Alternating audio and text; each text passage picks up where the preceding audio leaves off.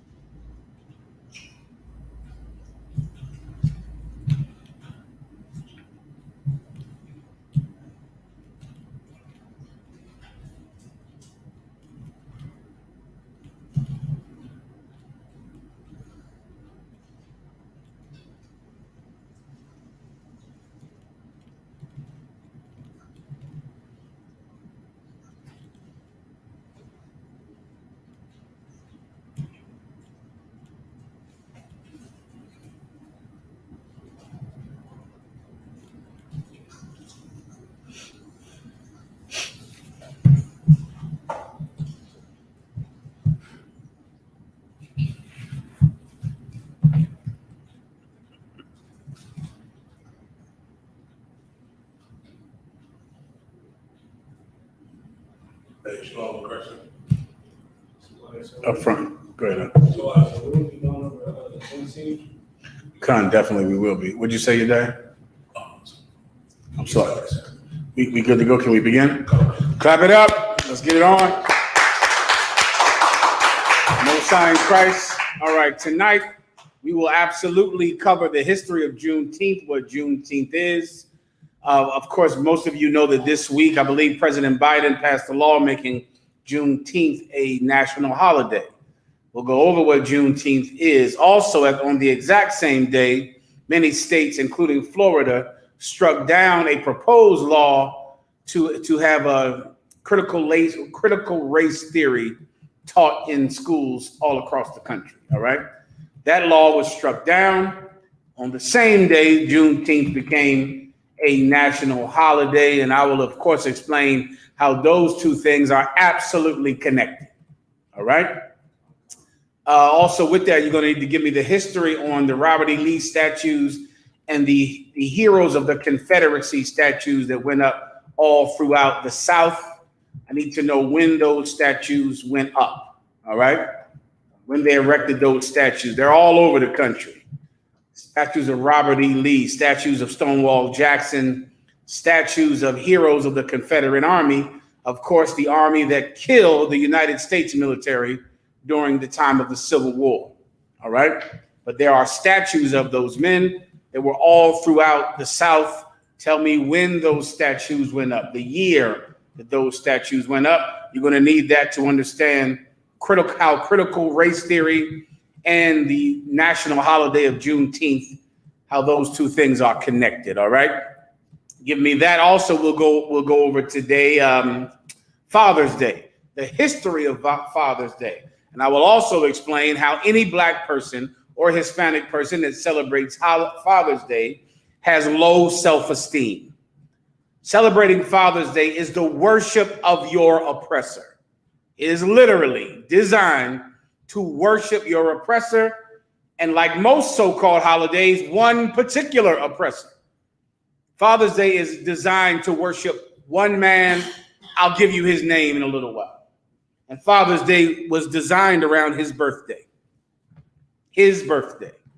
Like every so-called holiday that we worship outside of the holidays that the Most High God allowed us and commanded us to worship in the Bible, all of them are based in white supremacy.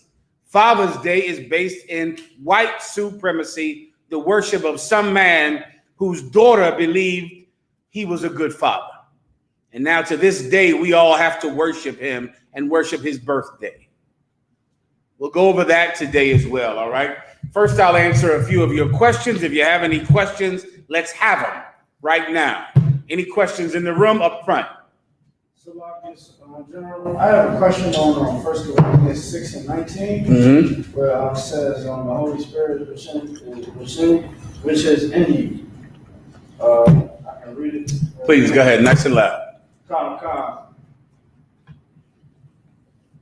This is the book of 1 Corinthians chapter 6 and verse 19. What? Know ye not that your body is the temple of the Most? Do you understand that part? What? Know ye not that your body is the temple of the Most High God? What does that mean? I'm sorry, go ahead and read it again. Verse 19. What? Know ye not that your body is the temple of the Holy Spirit? Which is in you? What? Know ye not that your body is the temple of the Holy Spirit? What is the Holy Spirit? Up front. The Lord is the Holy Spirit. In particular or specific, his personality, his vibe, right? That's the Holy Spirit. Your body is the vessel designed and created to carry his vibe, his personality. You understand, right? Just like human beings carry the Christmas spirit or the spirit of Halloween or the spirit of America, right? They're designed to do it. That's the point. Well, the body of every Israelite, your purpose in life is to carry the Spirit of God, which is the Holy Spirit, meaning there's supposed to be one personality, not multiple personalities, but one personality, one spirit, and that spirit inhabits men and women. And now that spirit utilizes the multiple and varied gifts that all people have. Each and every one of us have different gifts, man. But we're supposed to have one spirit, one personality, one vibe. And that's the Spirit of God, otherwise known as the Holy Spirit. You understand? Keep going. Which ye have of God. Which ye have of God. What does that mean? Come on. Which you have of God. What does that mean? Go ahead. The Spirit.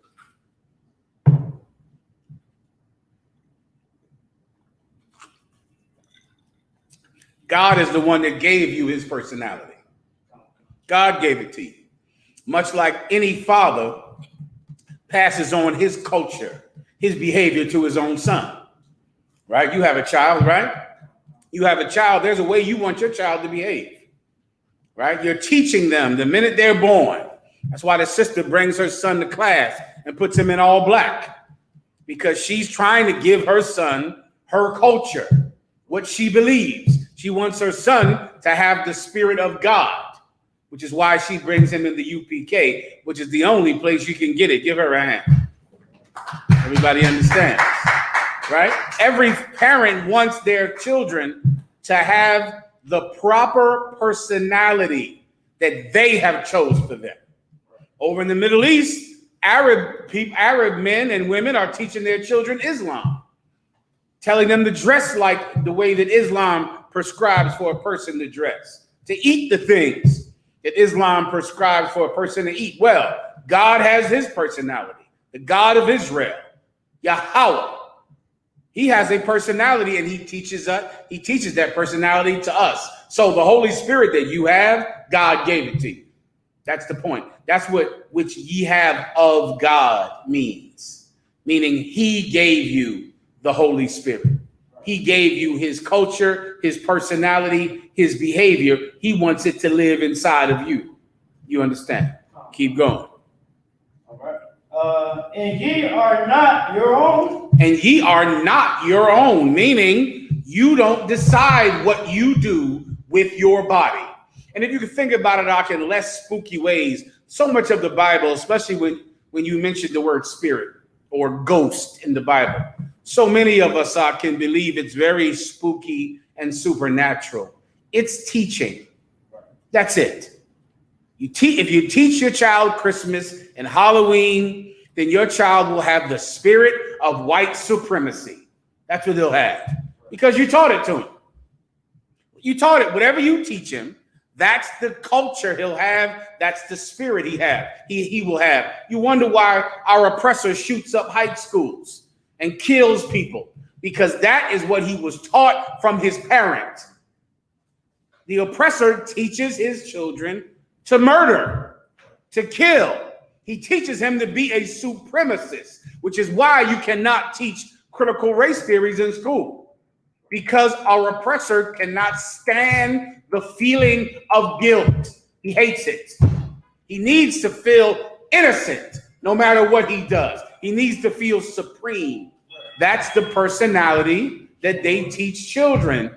So what spirit do little oppressors' children have? They have the spirit of the oppressor. Well, if you're a man and you don't want your child to be homosexual, you want him to marry a woman. You want him to marry a woman from your own race, your own background. It's something you teach your child. It's what you want from them. You teach it to them, and Lord allow, that's the personality they'll have, man. You understand? You have this personality from God. Read what comes right after that. Verse 20. For ye are bought with a price. No, you are not your own. Go backwards and read that, please. And ye are not your own. That's what that means, meaning your son doesn't decide who he marries. Your daughter doesn't decide to be in the LGBT community. Your son doesn't decide to be in the LGBTQ community, man. It's not up to them. Right now, to this day, Jewish grandmothers demand that their grandson marries a Jewish girl, that their Jewish granddaughter marries a Jewish man.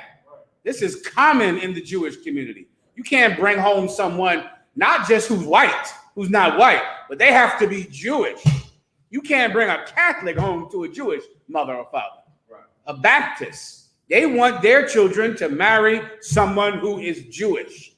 Come on. If I could, so I remember watching movies, the white movies back in the day, and it's crazy that you say that, because I remember always hearing that, like, when the little white boy would bring home, or the white girl that was Jewish, would bring back a white person that wasn't Jewish, and they would have to try to lie. It's a fight. You have to lie and say he is Jewish, or they have to convert to Judaism to marry, because that's the culture that they demand. Right. Meaning, if you're Jewish, your body is not your own. You can't marry who you want. Well, where do you think they got it from? From our book and our culture. Your body is not your own. You don't get to marry who you want to marry. Do you understand? This is something I've tried to teach some brothers and sisters. A lot of you brothers, it's hard for you to understand because of where you come from and what you do. And you come from, the street or the church or something. But in the UPK, we do not mind our business. Everything about you is our business.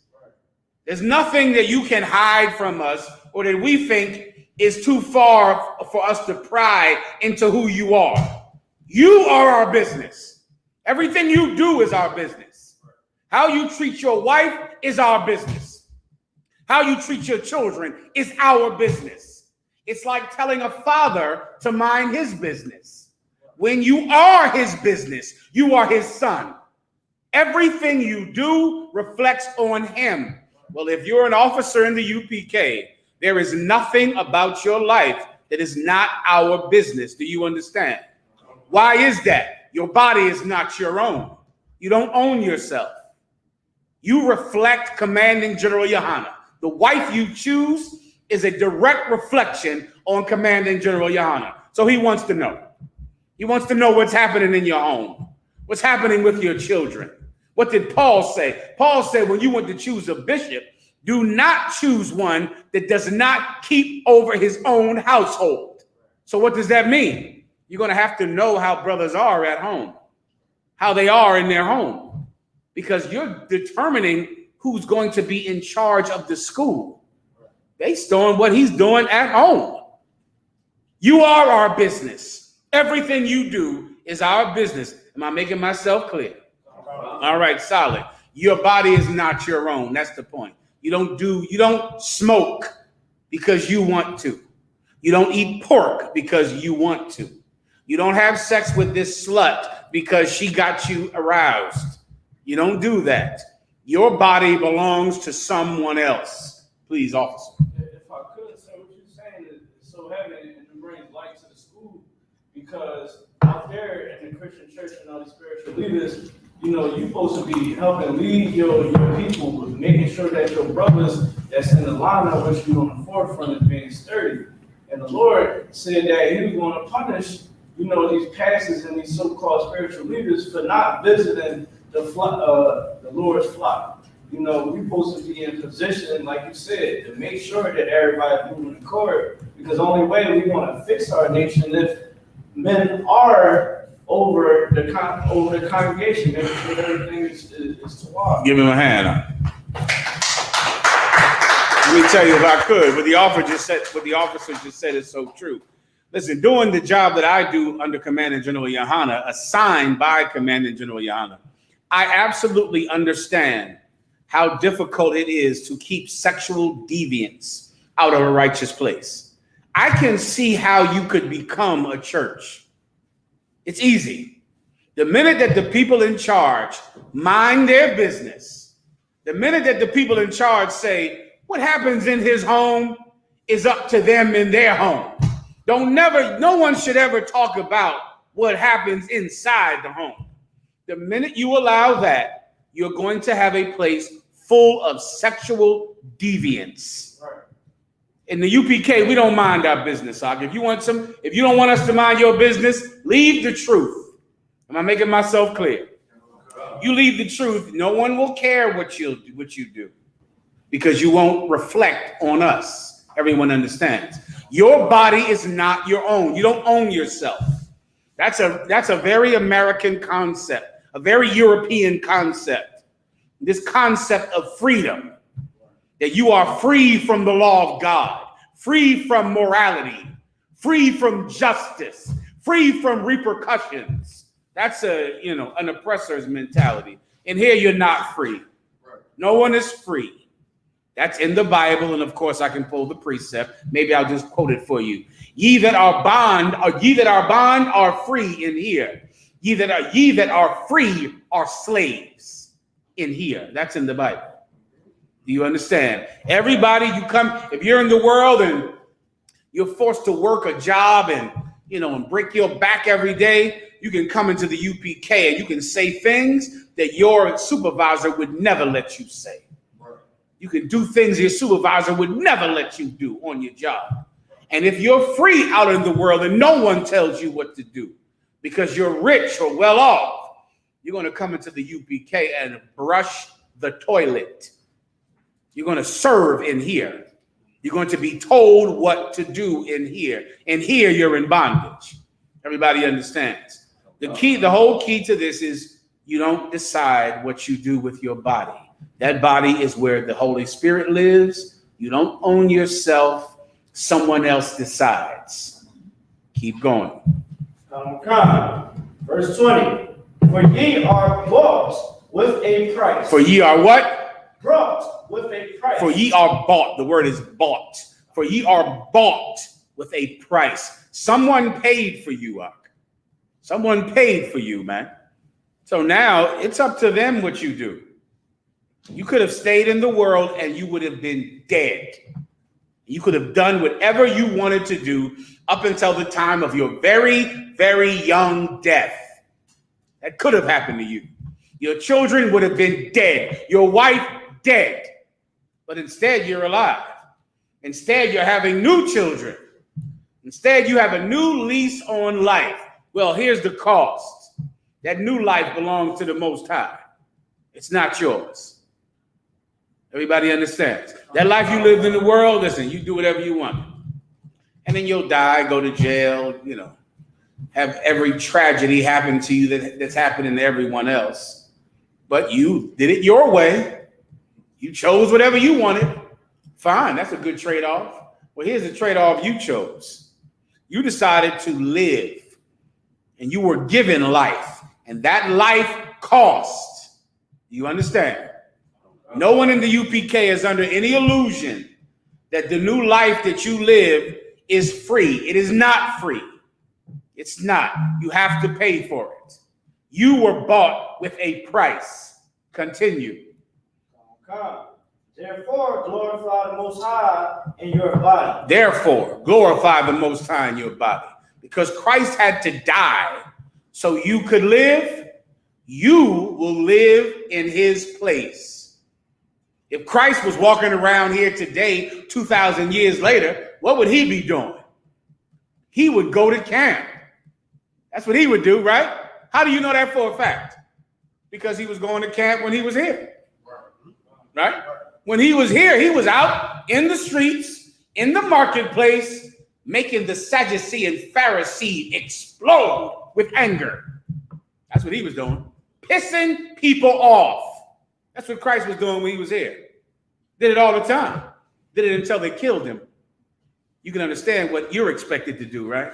Right. I pray you understand what I mean. I pray. He did it until they killed him. Well, he's not here anymore. He died so you could be here. So you are bought and paid for. Therefore, glorify the Most High in your body. So now in this body, I have sex with Black and Hispanic women, not men. Give that a hand. Not the LGBT community. Not that.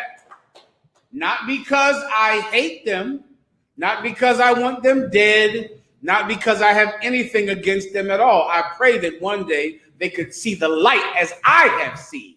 I pray the same thing for them. But I have to glorify the Most High, brother, because I was given a chance to live when I should be dead. Maybe one day they'll receive the same gift. Maybe one day they'll decide that they owe someone their life. And then they won't choose who they have sex with. They won't choose whether or not they can steal or lie or murder. They'll understand that that choice has already been made. And now it's up to them to glorify the one who made the decision. And that's what your life is about. Your life is about glorifying the Most High, doing everything you can to bring him honor and glory every day. That's your burden. Or else, what good are you being alive? What good is the breath in your lungs if you don't glorify the Most High? A lot of young brothers and sisters graduated from school this week, this month. Give them a hand, man. Now here you are, you go to school in our oppressor's kingdom, all throughout the UK, Guatemala, Mexico, Canada, and the United States. Now you're in school and you're in the UPK. And of course, everyone in your school is thinking what? That you're a member of some crazy hate group cult. The teachers in your school believe that you shouldn't be a parent to your child. They believe that your child should be taken from you. Why? Because the parent is in a hate group. The parent doesn't let his child celebrate birthdays. Doesn't let her child celebrate birthdays. I don't believe this child is safe with this parent because this parent is in a cult. Now, your child has the opportunity to go to school every day and either prove them right or prove them wrong. Every child in the UPK, it is your obligation to get straight A's in school. That is your obligation. Why? Because if a member of the UPK, if you're a child in the UPK, if you're in high school, grade school, kindergarten, college, then you know that everyone in the school thinks that you're in a hate group and your parent is a bad parent. So you could get straight A's and bring the UPK glory and bring the Most High glory. But what are you going to do? Go to school and get F's? You know what that means, right? If your child wears a shield to school or tells his teacher he doesn't celebrate birthdays, he doesn't celebrate Christmas, and then gets F's, you know what that means. The truth is not good for children. The UPK is not a good place for a child. Your child better bring F's into this house. Salakia, your child better not bring an F into this house. Am I making myself clear? Your children's grades are my business.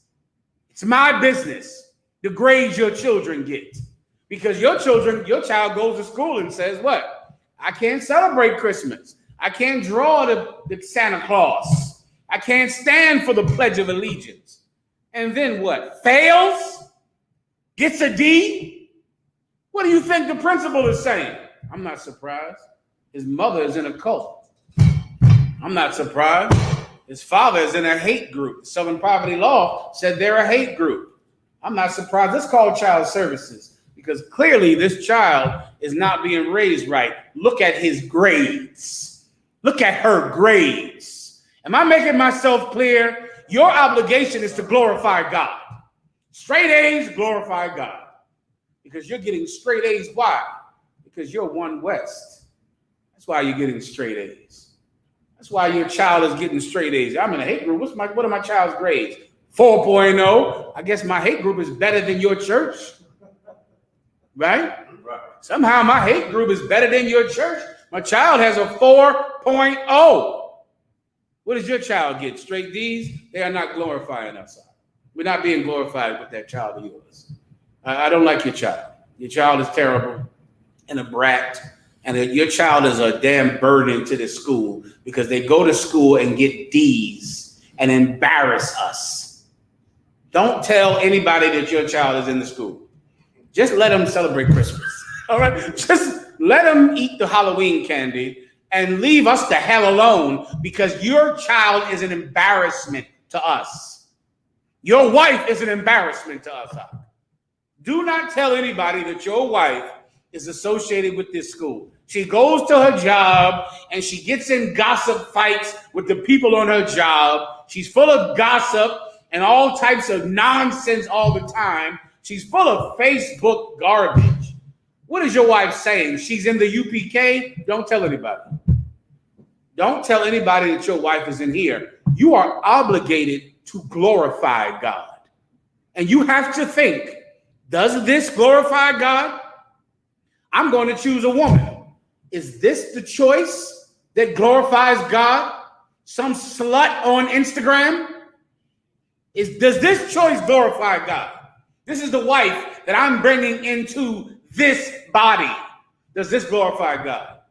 My child, is my son or daughter glorifying God?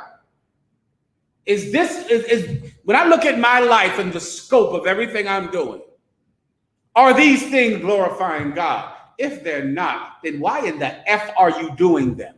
Then you should stop because you don't own yourself. You are obligated to glorify God in everything you do. Perfection. Do you understand me? Achievement. That's your burden. Keep going. Come. And in your spirit, which are your house. Read it one more time. Come. And in your spirit. Just read it as it's written up. And in your spirit, which are God's. Yeah, which are God. Is that what it says out? Read it one more time. Meaning he owns that. That S is possessive. He owns that. So you're going to do what he wants. You're going to choose a woman that glorifies God. You're going to raise your kids in a way that gives the school and God's priests and the Spirit of God great honor and great glory. You're not going to embarrass us with the cops coming to your house because you and your wife are fighting. I'm telling you right now, I'm looking to kick somebody out to school. I'm itching to do it. I'm itching to go before Commanding General Yohana and say, my Lord, I have achieved your goal by kicking this brother out the school. Him and his wife and those good-for-nothing bastards that they're raising in that house. I have achieved perfection by subtraction. I'm looking to do it. And if the police are coming to your house while you're in a damn t-shirt and a wife beater and in your damn drawers and in pajama pants, and your wife is in a ripped up nightgown, and you have to stand there and negotiate and beg some cop for your freedom, you are bringing us shame up. We're ashamed. The police shouldn't be at the house of a priest, man. The police shouldn't be at your house. And what do you do when you talk to them? That's what do you go, well, this is how it happened. See, she hit me first. See, this is, if I could just talk. She hit me first. Look at this here. Look at this here, sir. She did this to me. I didn't do nothing. I was just drinking my beer, playing my video game, and then my phone rung. And then before you know it, she did all this. Now she in the other room crying like a goddamn actress, crying like she's getting an Oscar, crying like Meryl Streep. You don't know who the hell that is. That's an oppressor who's a good actress. That's your wife when the cops come. The minute they open the door, the minute she hears, hello, ma'am.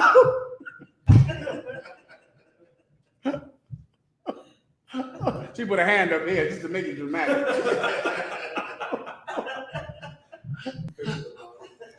I've been going through so much. Oh, Lord. You know, I lost my grandma last year. And he gonna come in here, he gonna tell me that, he gonna tell me this and that. And the cop, I can imagine what that cop is thinking. He got to sit there and be a judge over a priest. And his wife, brother, I'm getting rid of you. I can't wait. Just let the cops come and just tell us. Just tell us the cops came to your house because you and your wife were fighting over your cell phone, over some stupid garbage. I'm getting rid of you or your wife or both of you. Why? To glorify God. That's why. To glorify God. So he can have some praise in this earth instead of shame. We got to be called a hate group and a cult, and the cops are at your door because you're fighting. No, not now. Not while I sit here trying to serve my Lord. You don't care about serving the man that's over you. I absolutely care about serving the man that's over me. I pray you understand. Keep going. Next.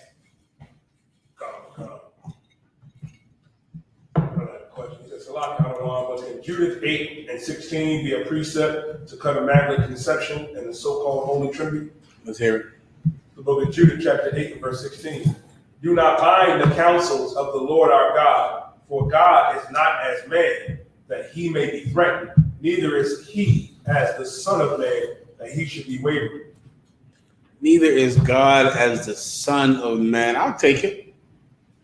There are stronger scriptures to prove that the so-called Immaculate Conception is a damn lie, but you can add it to the list.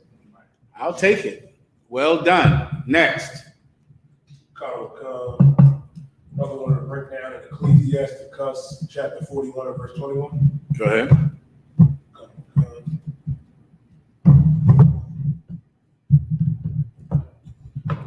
This is the book of Ecclesiasticus chapter 41 and verse 21. So like Ecclesiastes 41 and 20. Ecclesiasticus chapter 41 and verse 20. And of silence before them that salute thee, and to look upon a harlot. You better go a verse above it. All right. Go ahead. It's the book of Ecclesiasticus chapter 41 and verse 19. And of thief in regard of the place. Go up above it to get the context. Ecclesiasticus chapter 41 and verse 17. Be ashamed of whoredom. That's what you need. Be ashamed of whoredom. What is whoredom? A man having sex with a whore. Someone that has sex with everybody, has sex with money, for money, Salakia, Someone that's an old whore you meet, you roll your window down on some old park or street corner somewhere and have sex with her. Or today you go on Instagram and what's the one where they meet the girls at, the hoes?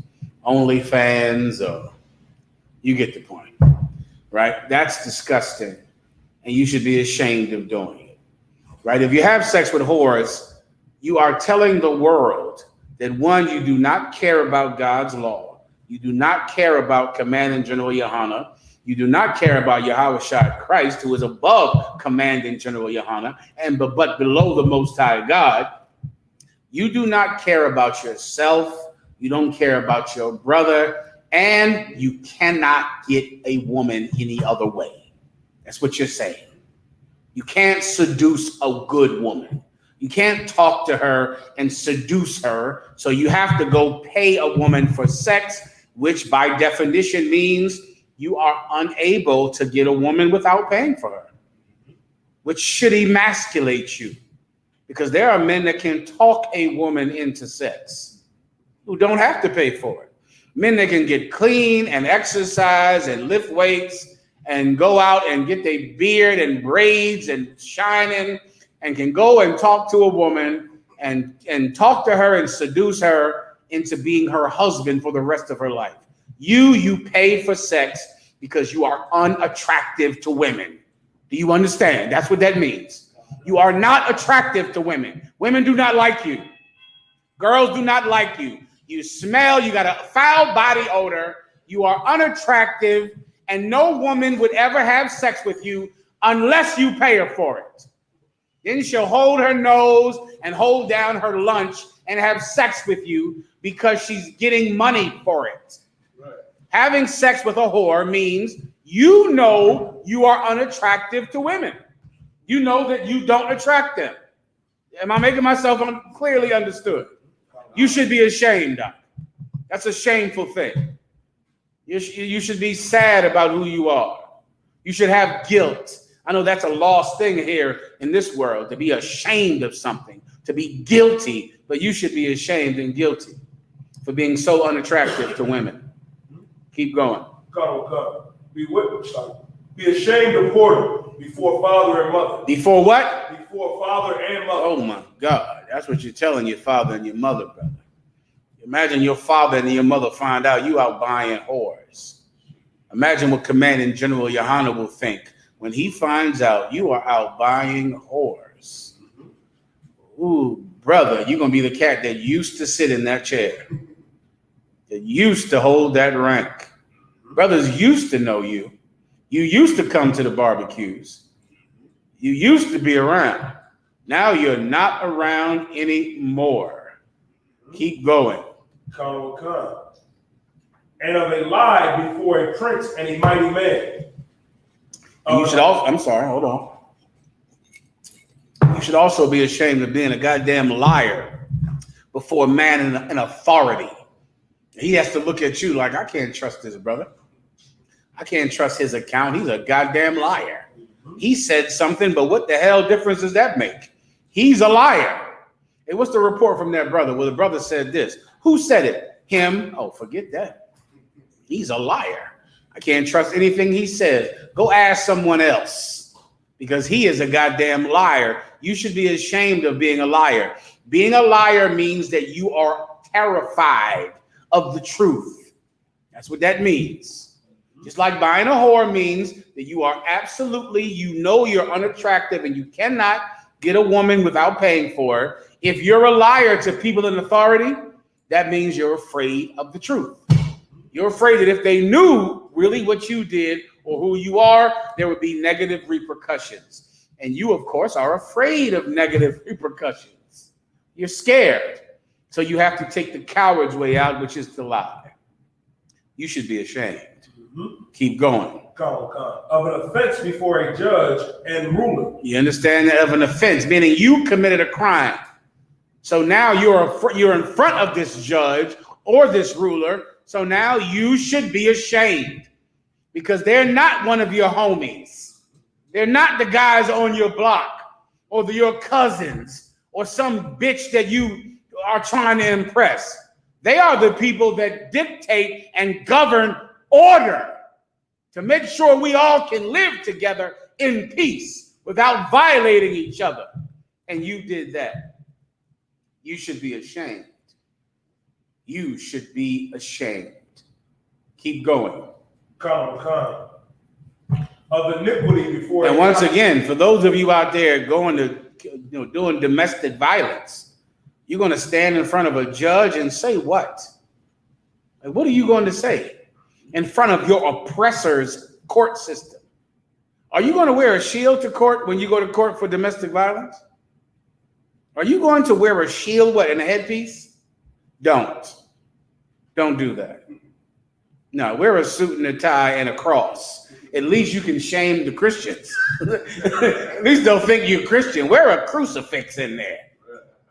Don't wear a shield in there to court when you go into court for domestic violence to stand up in front of a judge. And you stupid bitches in the world, you're doubly worse because you believe you can hit a man because you're angry at him and you believe that's fine.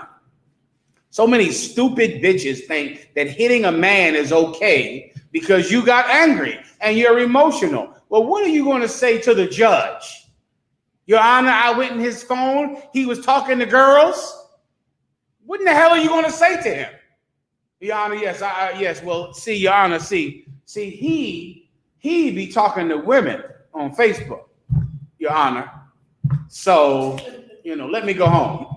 Your Honor, yeah, okay. Now I understand. I did that. Okay, but do he tell you that he be talking to them girls on Facebook? What do you think he's going to say? You think he's going to go, oh, I didn't know that, sis. I didn't know he was talking to them girls. Not guilty. You stupid bitch. You're going to jail where you belong because you're an abuser. You abuse people. You should go to prison. It should be you in jail, and the men who beat women should sit next to you in prison. You should be in jail together. The men who get drunk and beat women should be in jail. And the women who beat men over jealousy should sit next to them in prison. Or else, what are you going to say to get out of it? Keep going. 1 second, I got to wrap it up. Come on, keep going. Come. Of iniquity before a congregation. You get that. Where is this question at? Come, verse 20. Iniquity before a congregation. Everybody understands that. That's going into the exact question that brother asked earlier about Corinthians, about glorifying the Most High God. You should be ashamed when the congregation finds out your sin, finds out what you've done to embarrass them. Why should you be ashamed of iniquity before a congregation? Because the congregation is relying on each and every one of them to keep a standard that glorifies God. So when you don't keep that standard, it makes the entire congregation go, what the hell is wrong with you, man? What are you doing, sister? Don't you see that reflects on all of us? We call the IUIC gay. Why? Because of the gay members they have. So we have the right to call the IUIC gay because they have so many gay members. Well, what in the hell are you going to do?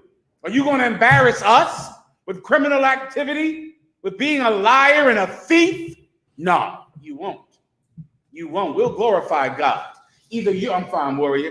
Either you will glorify God in your actions, or we will glorify God with ours. I pray you understand. Keep going. Come, verse 20. Take me to his question. Come. This is his question right here.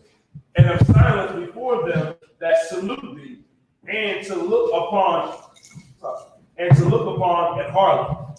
Yeah, that's another evil thing, to have silence, which is why someone in the UPK would never do that. Of silence of them that salute you. That's an unheard of thing in the school, but this might be one precept to explain to younger officers why it's unheard of. In the UPK, we salute each other. We're not silent in a salute. So many of you have your women call me and your wife doesn't know how to salute. I consider it an insult. If I don't get a salute, I consider it an insult. Guess why? Everybody else does too. That's why I do.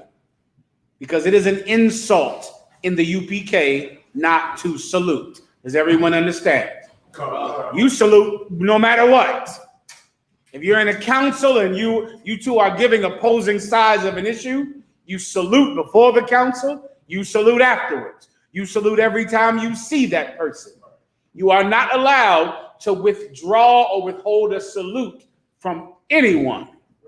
Does everyone understand that? I pray so. If you do it, you should be ashamed. If you sit there and the brother, Yahweh Shem Yahushua Barakatah, you should be ashamed of that, because you are vagina. That's what you are. It's weak. You're all emotional and upset. You can't even control that nasty mouth of yours enough to salute someone. You should be ashamed. You should be ashamed of being silent when someone salutes you, and you should be ashamed of having sex with a whore. Keep going. That was it. Okay, I think I broke that down enough for him. Anything else? Go ahead. Brother had a question in Ecclesiastes chapter 9, verse 1 through 6. Mm-hmm.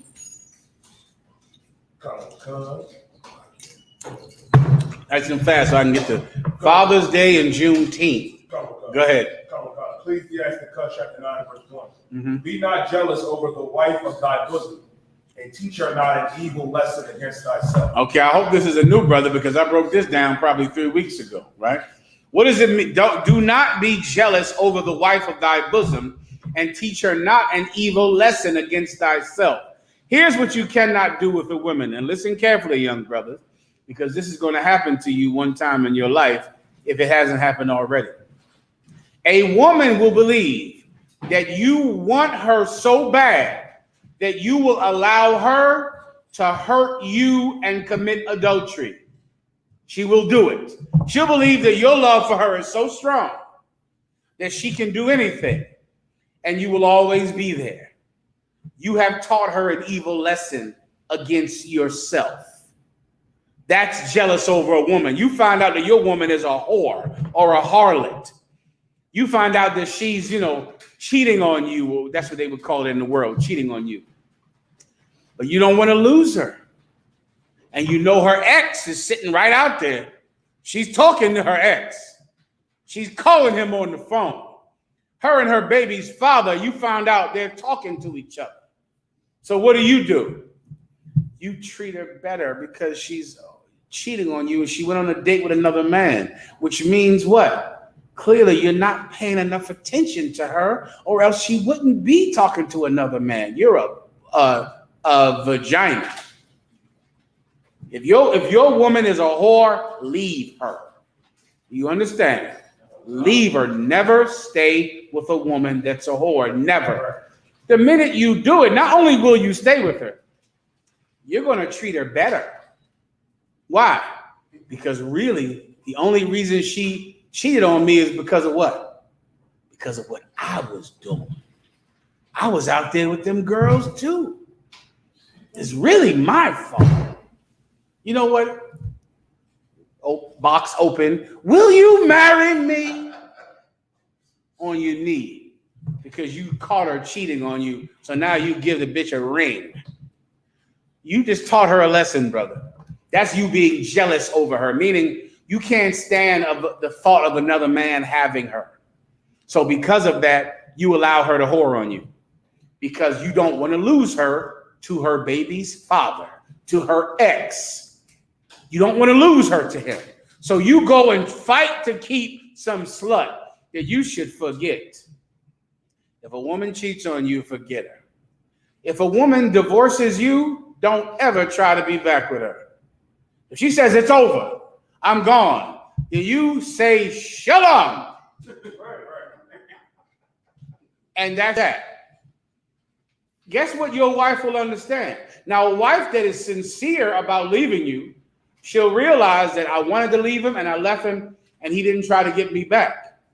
Now I'm a whore out in the streets and I'm sure that will turn out fine, right?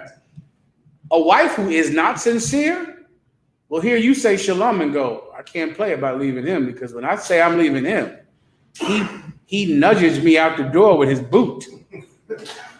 And she will say, I can't say those words anymore. Because you say you leaving me, I take it as it's written in the stars from God, and I am gone. Everybody understands? So a woman who is saying that and she doesn't mean it will stop saying it. A woman who does mean it will see that you're not a punk. You won't teach someone an evil lesson against you. But if every time she says, I'm going back with my baby's father. No, baby. No, don't do that. He don't even love his kids. No, I'm the one that really loves the kids. He's not the man I am. And you try to keep some slut who's always using adultery to keep you. Your fear of adultery, your fear of losing her to some other man, forget her. You get my point. I got to move on. That's what that's talking about. All right. Don't teach her. If a woman is a slut, let her go. If she leaves you, let her go. Let her go, let her go, let her go. That is the key to understanding whores. Let them go. She wants to go, let her go. Don't threaten her and sit out front of her job crying all night with a gun in the car. Don't do that. As I tell you, brothers, you kill this woman over there. You want to keep her so bad. A lot of you narcissists, that's a clinical term for someone who just cannot accept negative things happening to him. That's a narcissist. He's a malignant narcissist. And you kill your wife when she wants to leave you. Why? Because if I can't have her, nobody can.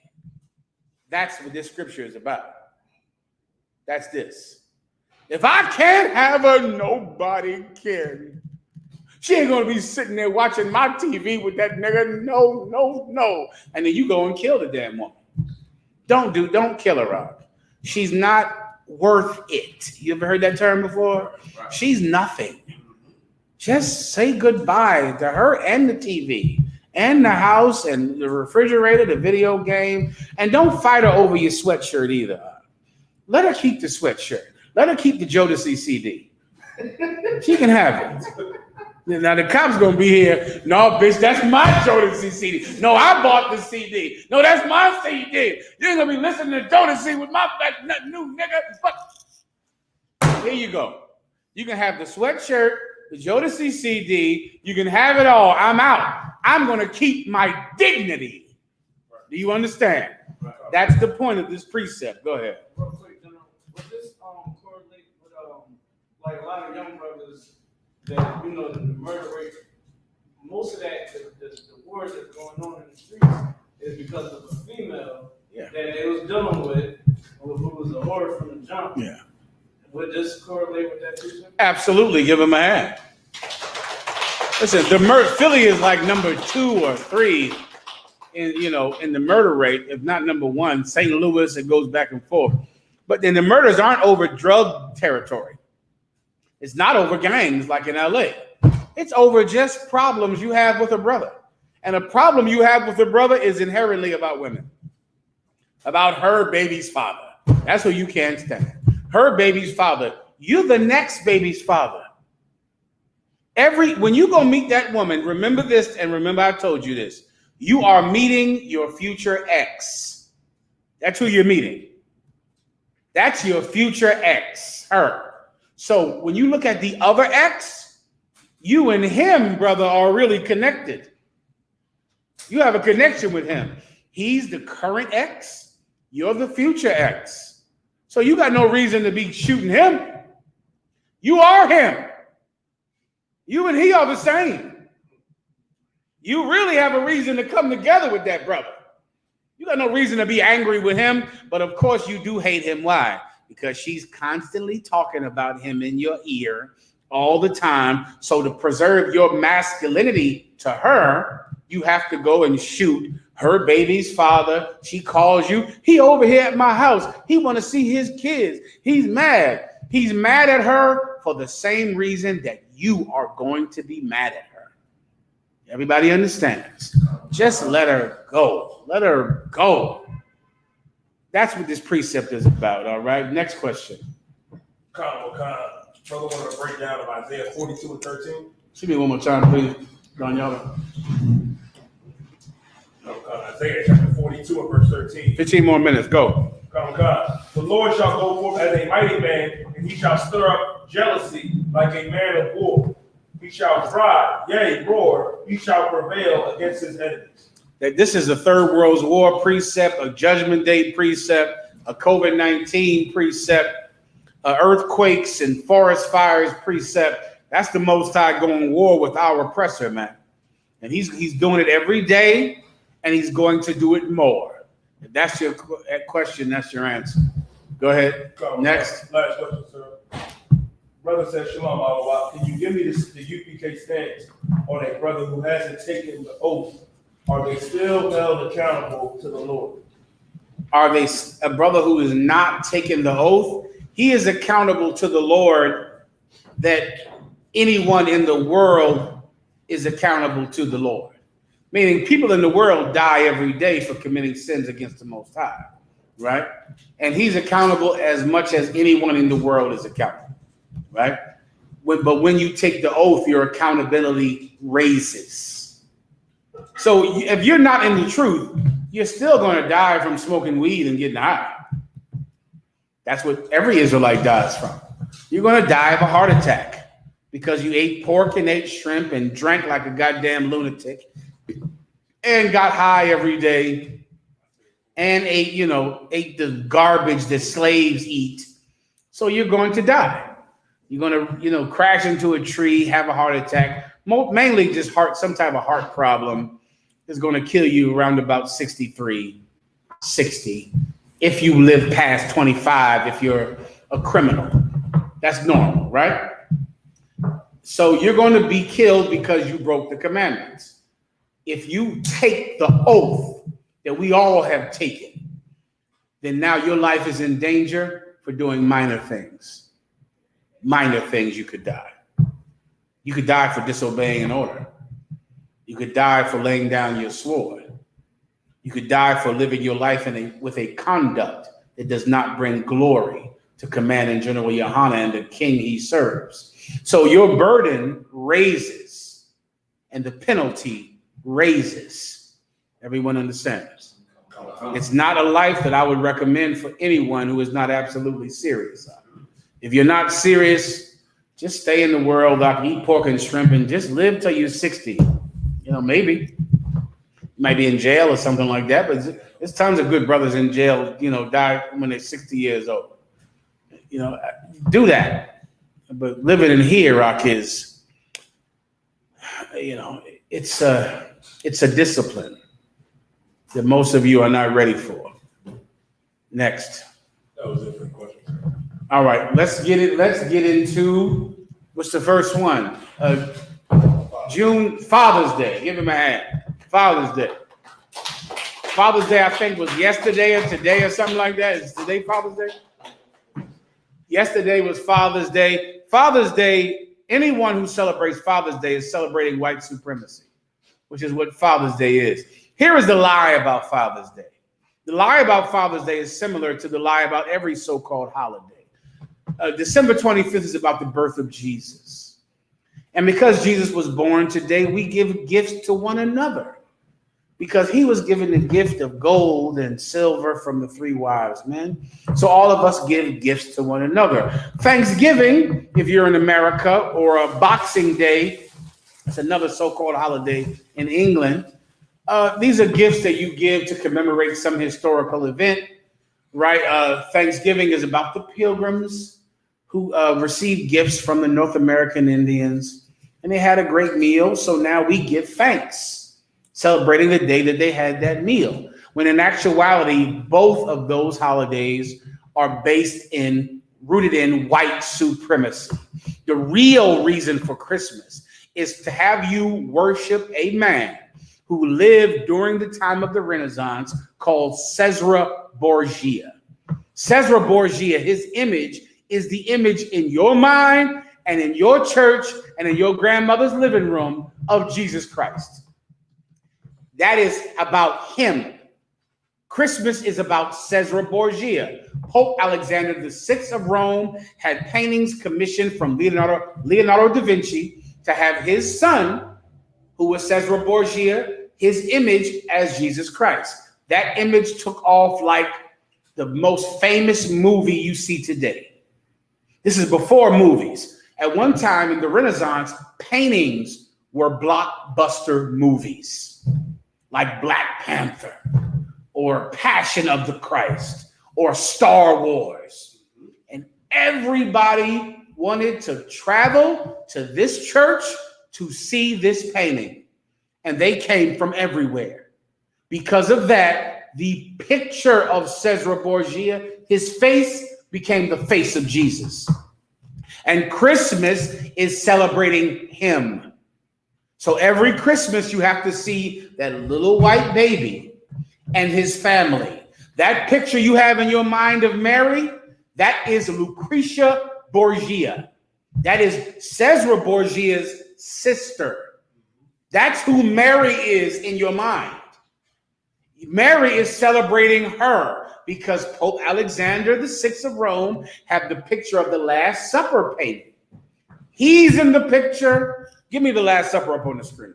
He's in the picture. Lucretia Borgia is in the picture. Cesare Borgia is in the picture. And what was the brother's name? Who was on the tip of my tongue? The brother, Valentino? Rodrigo? I want to say it's Rodrigo. Is that right? I believe it is. Rodrigo sounds right. So as you believe you're celebrating, Jesus, and you love your family and you give your kids gifts, you're actually worshiping the family of the Pope during the time of the Renaissance. That's his family. I'll show you right now. Everybody sees it, right? Now point to Cesare Borgia.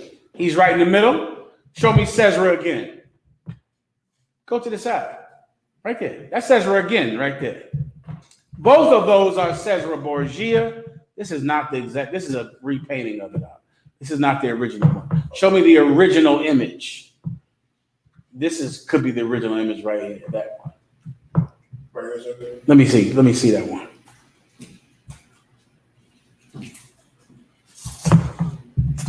Does that look right? No. It looks right, yeah. That's Cesare right there. Look right there. That's Cesare again. Over here. Go over. No, not there. That's Lucretia. That's Cesare right there. No. Right there. That's also Cesare Borgia. Go over next to Cesare right there. That's also Cesare right there. That's him again. That's 3 times he's in the picture. Let me look again. But that's him 3 times. Now, show me Rodrigo. Rodrigo is right here. Rodrigo is right there. Rodrigo is right there again. On the end, right there.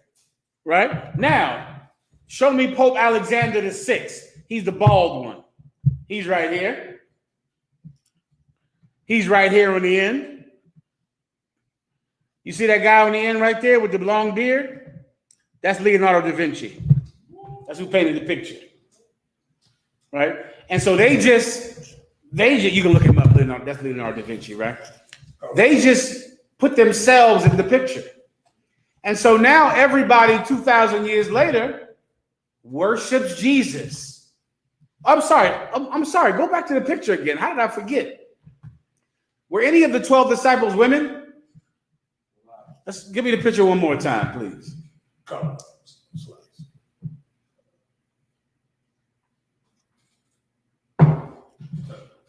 Remember, the last supper is Christ and the 12 disciples, right? Right. But If I could, sir, this is new to me. Where can I find this at on my own time? I would hope that the captains over you have been teaching you this for years, because that's how I learned it. You should be able to look up UPK tapes and learn this. This is all over the place, right? When you get it, let me know. Right? Technical problems. All right. I think there's 2 or 3 women in the picture, and it's the same woman. It's Lucretia Borgia. She's in this picture 3 times because this picture is not actually a depiction of Christ and the 12 disciples. It's the Borgia family. It's Lucretia Borgia, Rodrigo Borgia, Cesare Borgia, and Alexander Borgia and Leonardo da Vinci, who painted the picture. And they just put themselves in the picture.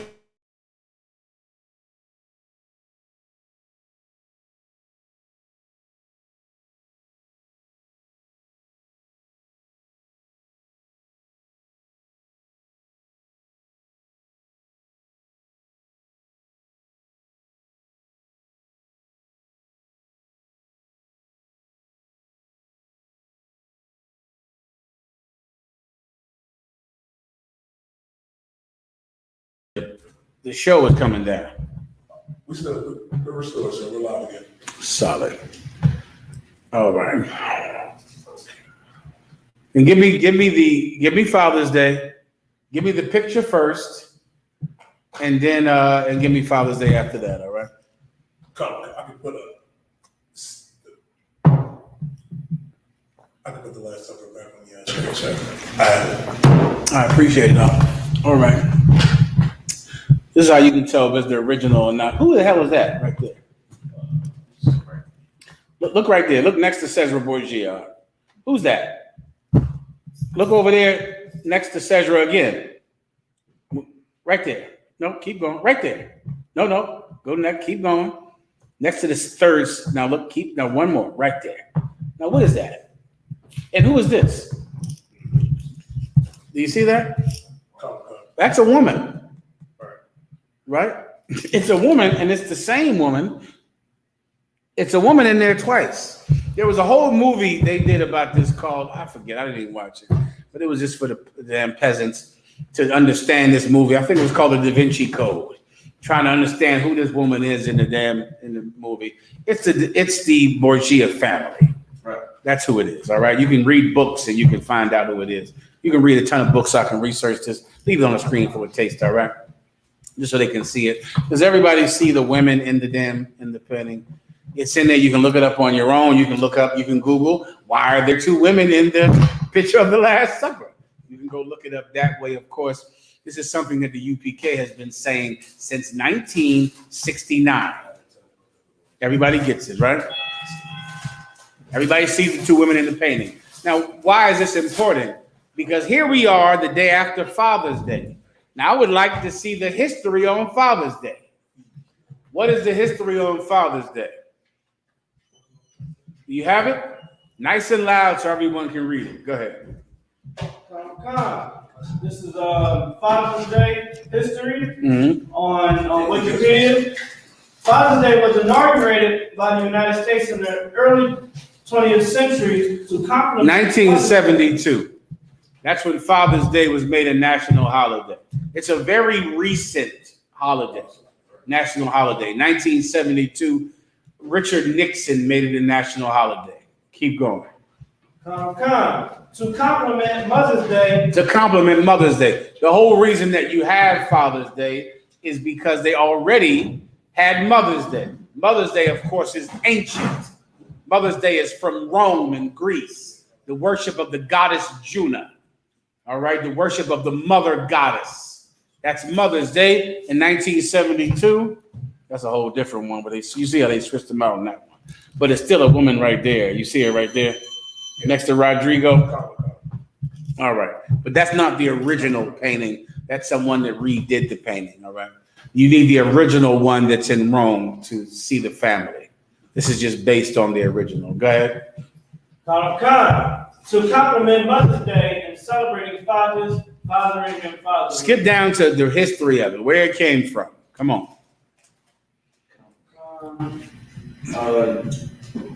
You talking about before the 1900s? I'm talking about the woman who pushed and fought for it about her father. The woman's name. Sonora Smart Dodd? Yes, I'm on her. Go ahead. Sonora Smart Dodd. This is where Father's Day comes from. Go ahead.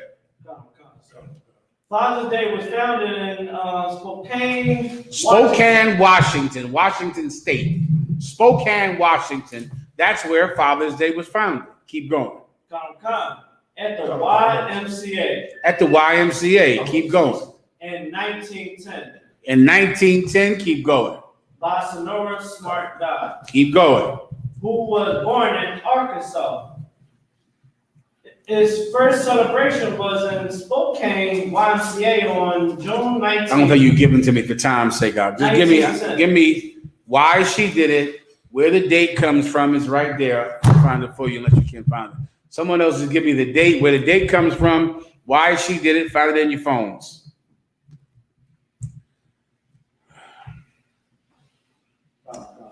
Okay. All right, okay, here we go.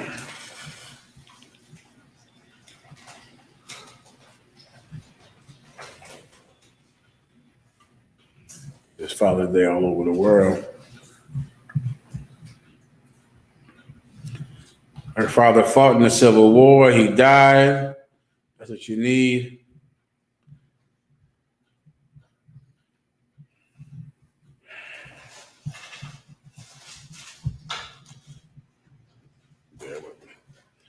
While you're getting it for time's sake, I got to wrap it up, all right? Captain Ariel. I'm just going to read the one that just talking about the father. Mm-hmm.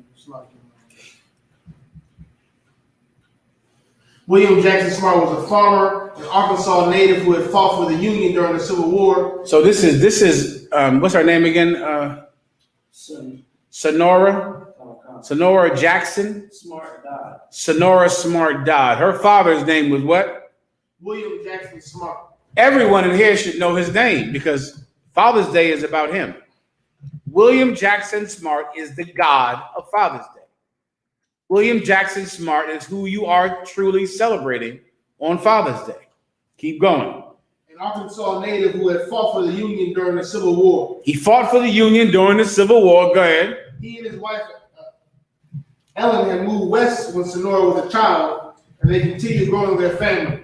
Mm-hmm. But she died in 1989. She left William with 6 kids. She died giving birth to their 6th child, right? And she died. So then he had to raise those 6 children. What's his name? William Jackson Smart. William Jackson Smart. Keep going. She left William with 6 kids, ranging in age from 16 to a newborn. Go ahead. Let me get his picture. William Jackson Smart. Put it up on the screen if we have the ability to. Go ahead. In a 1964 interview, she said her dad assumed both the father and mother roles. She said because they had no mother because the mother was dead. So her father was the mother and the father. Keep going. This role he performed with courage and selflessness. He was wonderful. He was absolutely wonderful. William Jackson Smart. He was so sweet, so loving, such a wonderful daddy. Keep going. Until we were all in homes of our own. Until they moved out. Keep going. What we may have been a passing thought for some, died soon turned into reality. She circulated a petition around town and then got the support of the local YMCA and the Spokane Mineral Association on June 19, 1910. The Protestant churches of Spokane observed the first Father's Day. The first Father's Day. Skip me down to why they chose the date, June 19th. It should be around there about his birthday.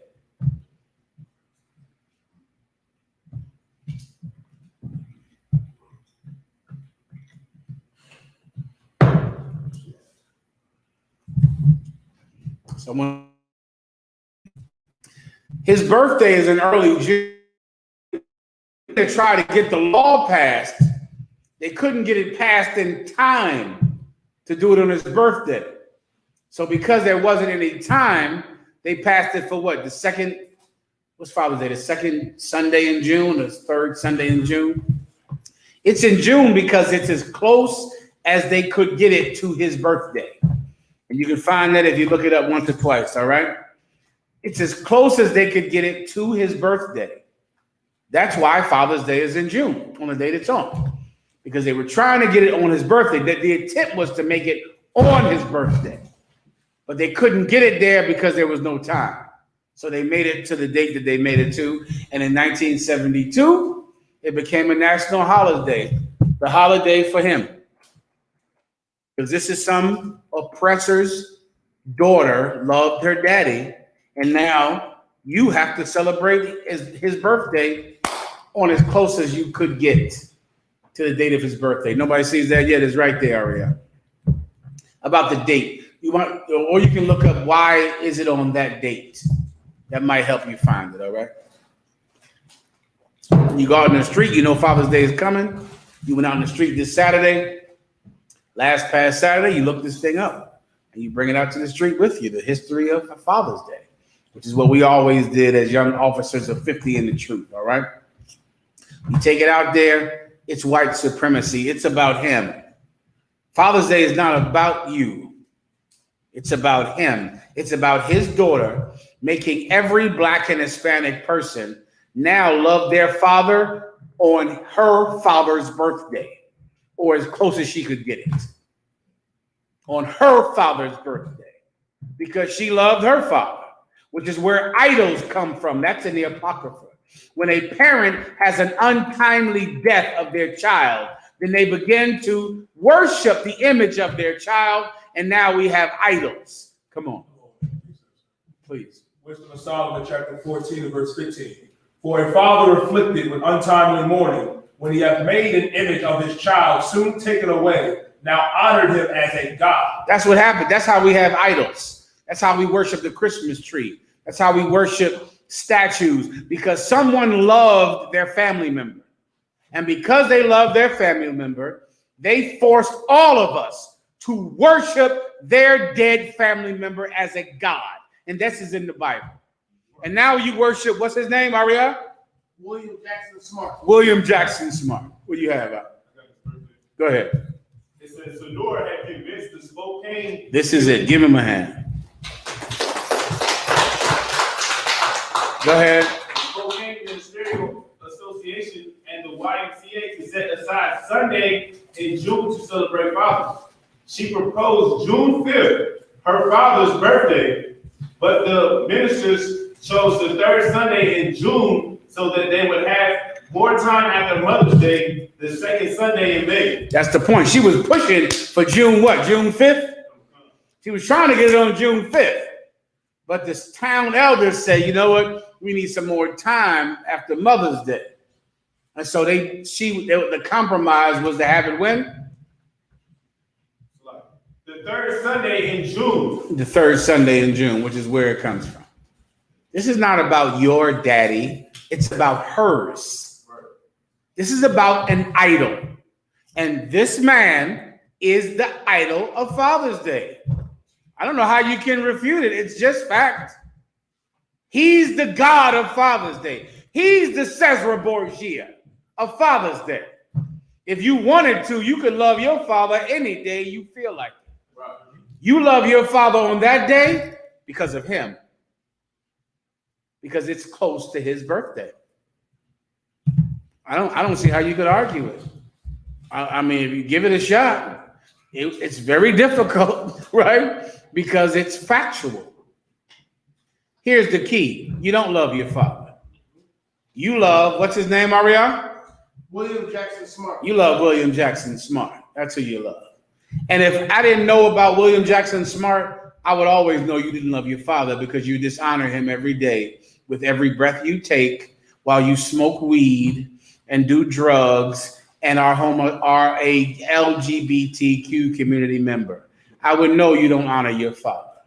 You could care less about your father.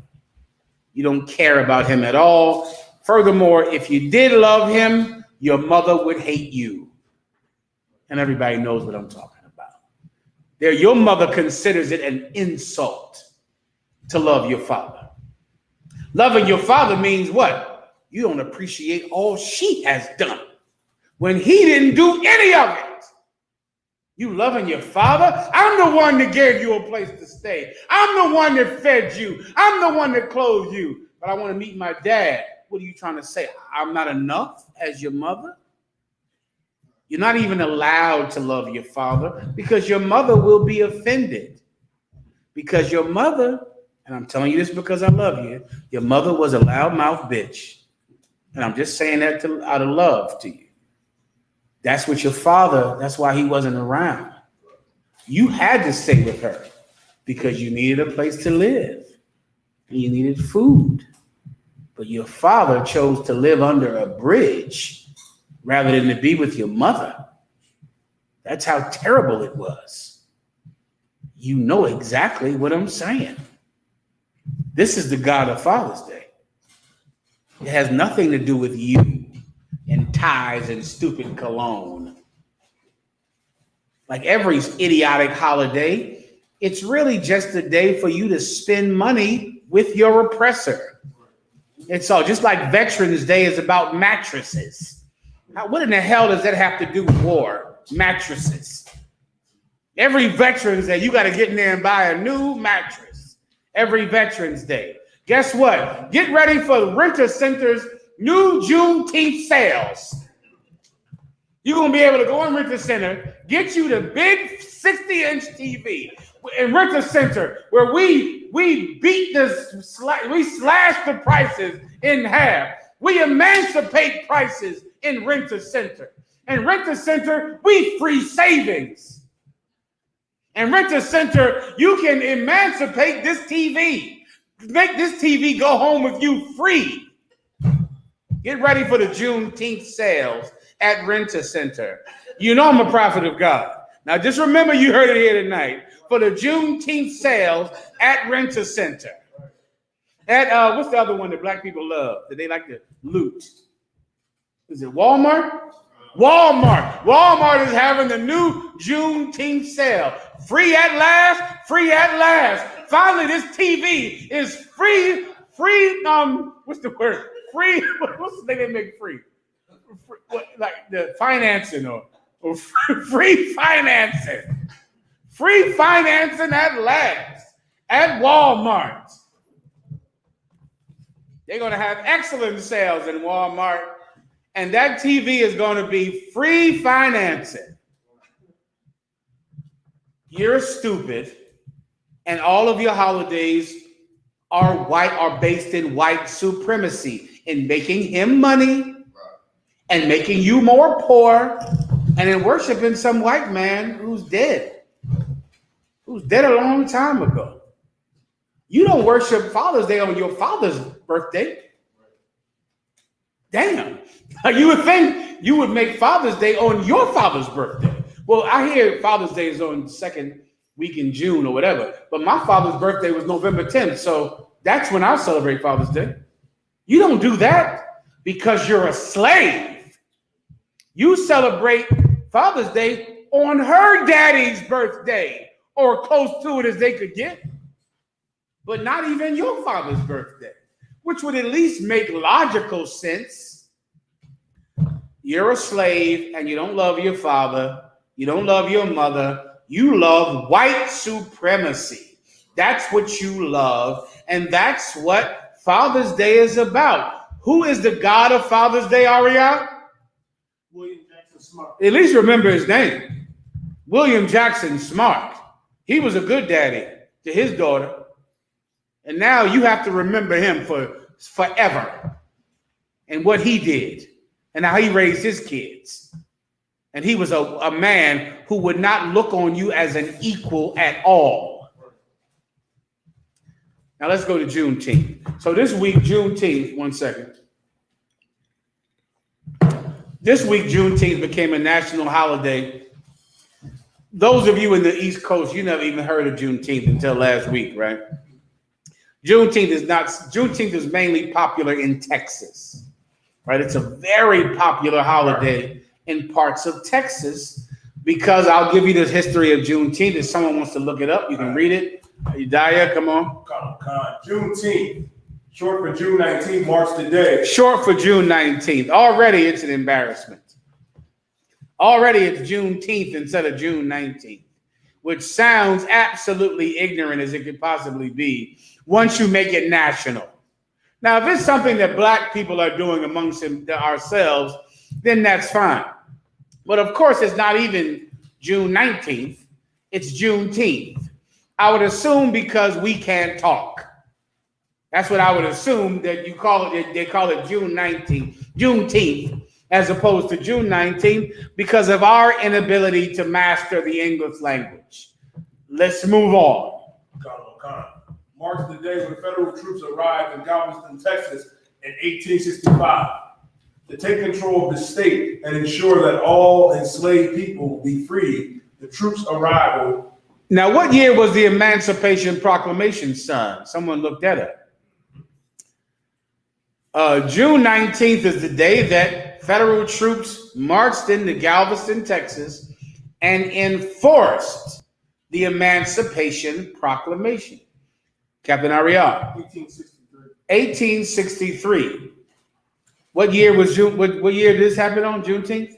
1866. 1866. So for 3 years, they just continued having slaves in Texas. No one enforced the law, so no one obeyed it. So 3 years after the Emancipation Proclamation signed by President Abraham Lincoln, troops came to enforce the law, stating that you could not forcibly make someone work in Texas. And slaves celebrated the day that the federal troops came on June 19th. The slaves, because of their broken English, just called it Juneteenth. And they celebrated that day. The day that the Emancipation Proclamation was signed is not a federal holiday. It's not. Juneteenth is a federal holiday. Who knows why? Because during the exact same time this year that there was a debate in Congress on whether or not they should make this holiday that people in Texas love, people throughout a lot of southern states love, there was also a debate about whether or not critical race theory should be standardized in school. Who knows what critical, someone look up what critical race theory is. Fast. Critical race theory. Cultural and legal issues. It's like examine social and cultural and legal issues that they relate to race and racism. It is the academic discipline composed of civil rights scholars in the United States who examine how colorblind laws may enforce social or structural racism. Meaning that this is critical race theory in a nutshell. Instead of just saying America is a land of the free and the home of the brave, you actually would bring up the oppression that has happened in America to people of Black, Hispanic, and North American Indian descent. You would actually talk about it as opposed to just saying it's the greatest country on earth and there's no racism here. If I have time, please, you got to work with me with this TV screen up. Show me the Nazi rally that happened in Washington, D.C. in the 30s, the National Nazi Rally. It was Washington, D.C. It's a ton of people. It happened in the 1930s. I'll give you a perfect example, right? Everyone in history says that America hated the Nazis. Everyone has heard of that, correct? They teach it in school. America fought off the Nazis. Yeah, that's right here. Give me this one right here. America fought off the Nazis, and the greatest generation saved the world from Nazi oppression. Here's what they don't tell you. There was a large number of Americans that supported Adolf Hitler and the Nazis. That is lost to history completely because they don't talk about it, because history is written by the victor. That's an old saying. Whoever won, he writes history and he decides what happened in the past. Well, give me one, please. Lord, hold this picture up right here. He decides pick up one picture and put it up on the screen. He decides what happens in the past. So America has decided, that's not a good one. You're not showing me the people. America has decided that America hated the Nazis. They hated them and they fought them off. That's not good enough. Here's what was true. There were millions of people in America that loved Adolf Hitler and loved the Nazis. And they had a parade in Manhattan at Madison Square Garden, and there it is. This happened in the 1930s. And look up on the screen. That's George Washington up on the screen. And this is the National Nazi Party in America. In America. They loved Hitler. They loved him. Not everyone, but a large portion of Americans loved Adolf Hitler. Loved him. But in history, they won't tell you about it in school. Well, critical race theory is trying to say, let's talk about some of the things that we otherwise would not talk about because it doesn't shine the best light on George Washington and Thomas Jefferson and the founding fathers, that they were racist. They had slaves. Well, guess what? That law was struck down this week, the same day that Juneteenth became a national holiday. Juneteenth is the gift that Black people were given to ignore the fact that your children can't learn about slavery in school. Your children won't be able to learn about slavery in school, but you won't care because you get a barbecue.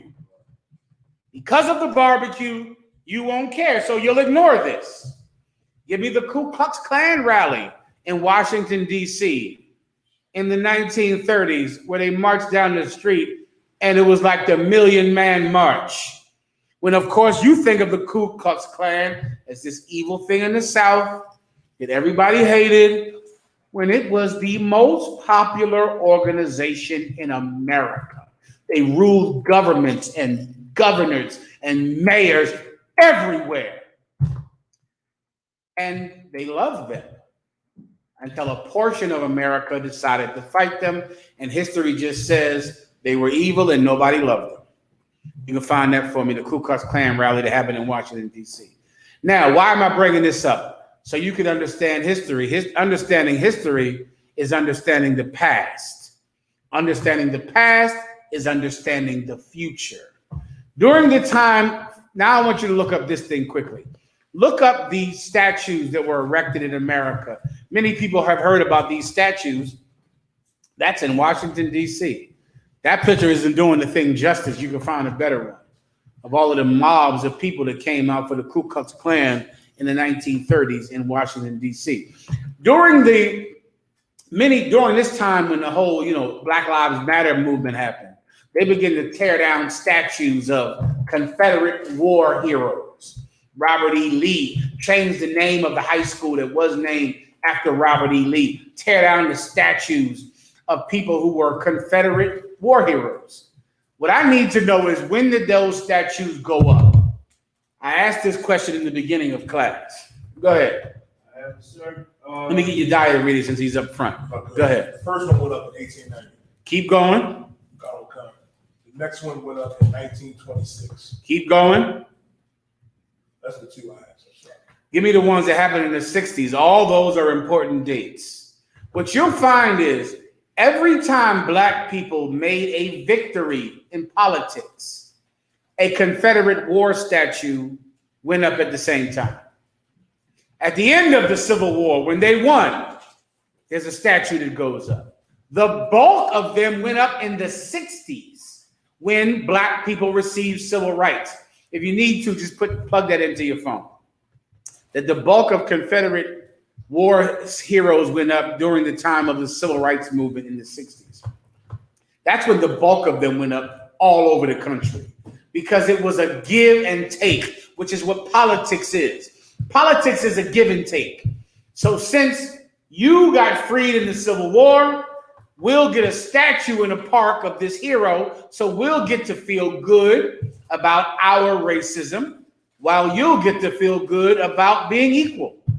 And politics in America and in most cities all across the world is a give and take. Do you understand, Captain Ariel? Go ahead. The vast majority of these Confederate monuments were built during the era of Jim Crow laws from 1877 to 1964. So all of these statues are going up at the same time that Black people are fighting for civil rights, fighting and getting leeway in the South. They put up Jim Crow laws, they put these statues up. So every time you march forward, they also march forward. Racism marches forward as your equality marches forward. And that's the reason that white people don't just kill you, because they feel good about themselves. They don't ever feel like losers. Do you understand? And that's the history of all of these statues. We win some civil rights battle as blacks and Hispanics, they get statues or they get to raise the Confederate flag over the state hall. And because of that, they don't just pick up a gun and kill every black and Hispanic out of their anger of feeling low self-esteem. Here's the key to politics in America. White people can't ever feel low self-esteem, ever. If they feel low self-esteem, they're going to kill a lot of people. You must feel low self-esteem so that white people don't kill you. Am I making myself clear? And politicians, social scientists know that. And they know for a fact that if you get Juneteenth, it is going to cause white people to go into Walmart and kill every Hispanic there, kill every black person there. So they cancel critical race theory so they can feel like we aren't losers. Because if white people feel like losers, they break into the Congress and piss on the desk. Do you understand? They can't feel that feeling that you grow accustomed to. You are very used to being a loser. You're accustomed to it. White people cannot feel that feeling. That feeling makes him storm the Congress building. That feeling makes him kill the governor. They can't feel that. You can feel it because you get a barbecue. And you're going to get a barbecue, and listen, them hot dogs and them, what's them things that the sparkle things? Little, things you burn for 4th of July. The things that, fireworks and all of that, you'll be fine. But if white people feel like you won, they're going to kill you. Social scientists know it. And there's always a give and take. Anytime you get something, they're going to give them something. So because critical race theory is struck down, which means your kids cannot learn about slavery in school. They can't. They cannot learn about slavery in school. Who knows? Why? Because it makes white people feel guilty, and they cannot feel that without killing everyone. So they're never going to feel guilty. And you will get a barbecue on Juneteenth, which you already were doing any goddamn way, which I don't even understand what the victory is, because you were already celebrating it already, having a barbecue. Is there a Juneteenth festival in Philadelphia? No. You know about one?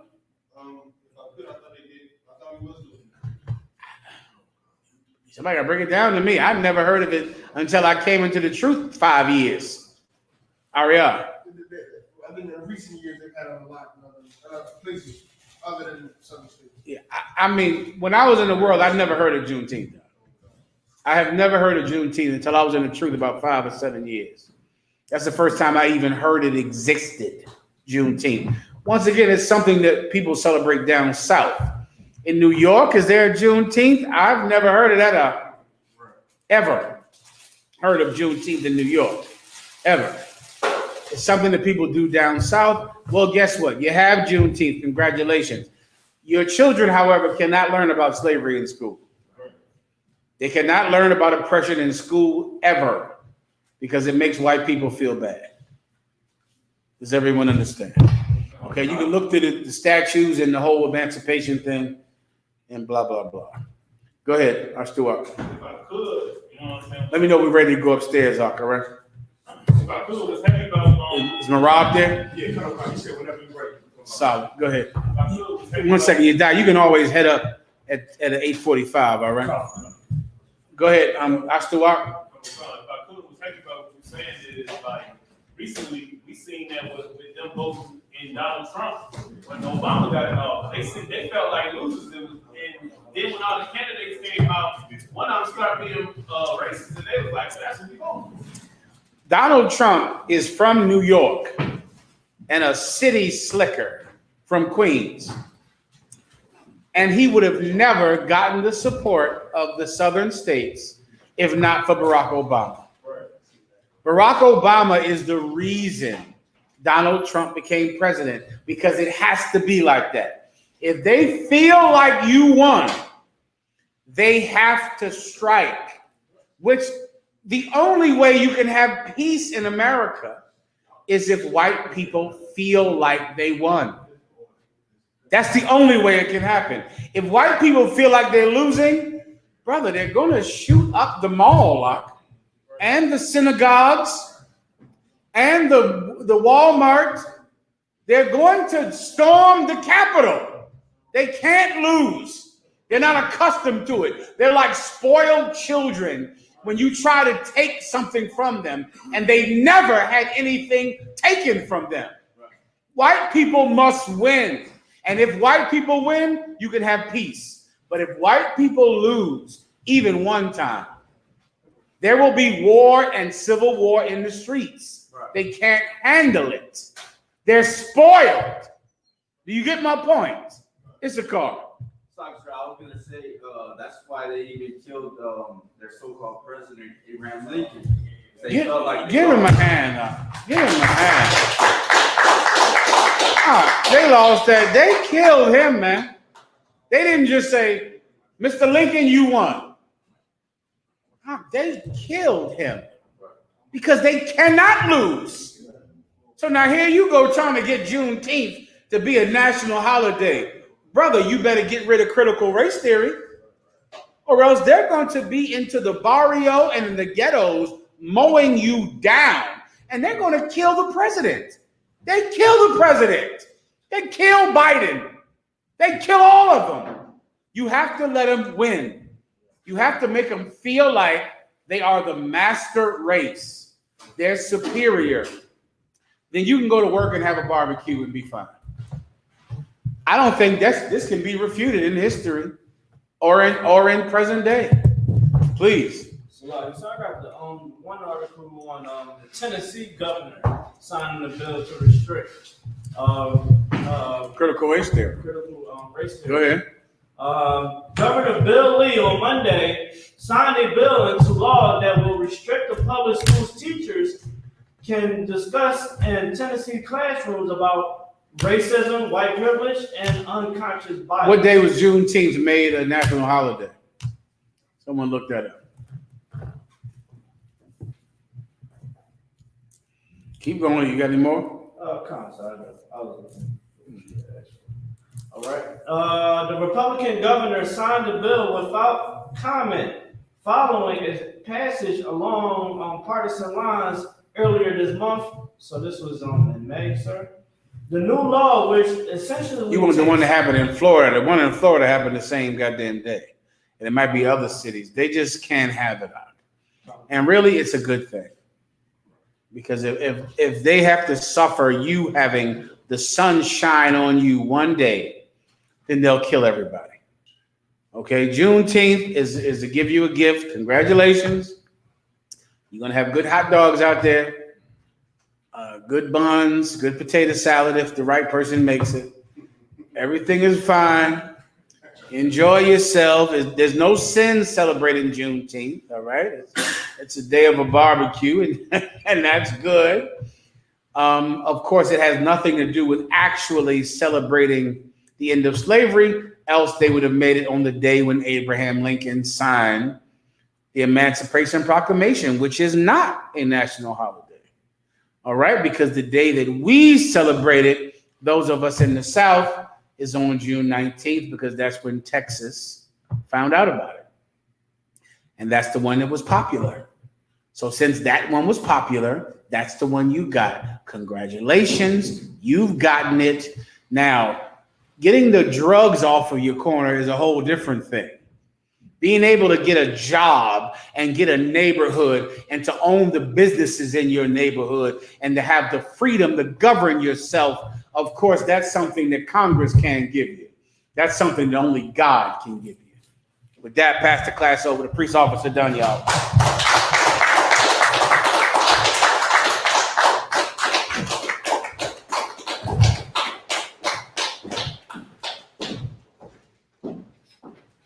Welcome, y'all. Barak.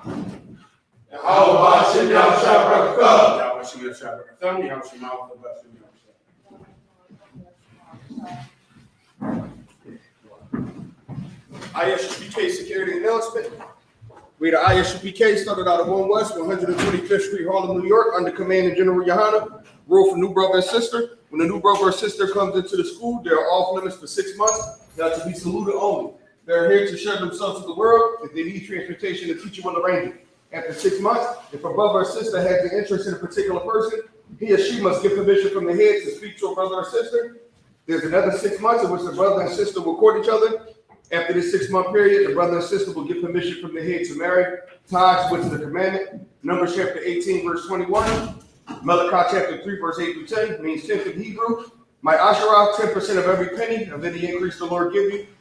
Give to the Treasury Department, priest fund, frugal offering for priests. Not mandatory, whatever amount you would like. Upcoming holy convocation, which will be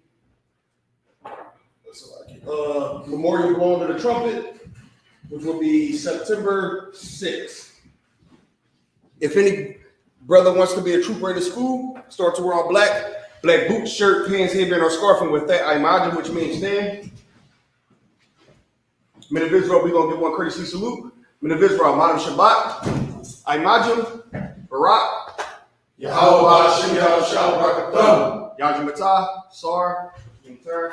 This is I imagine, which means stand.